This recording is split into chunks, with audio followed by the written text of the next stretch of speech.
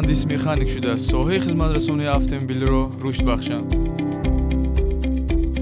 ман касби сохтмончиро интихоб кардам то ояндаи ватанро обод созам. барномасоз шудан орзуи деринаи ман буд. ба он хотир ки ватанамро бо навтарин технологияҳои ҷаҳони муосир ҳамоҳанг созам. ман энергетик хоҳам шуд то диёрам нурборон шавад.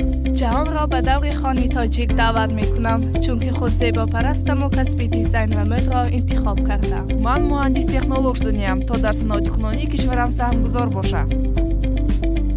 меъмор шудан ин орзуи ман аст ки то бо меҳр лоиҳаҳои навзамониро матраҳ намоям. пешрафти кишварамро бе рушди соҳаи кишоварзӣ тасаввур намекунам, зеро ки ман агротехнологам.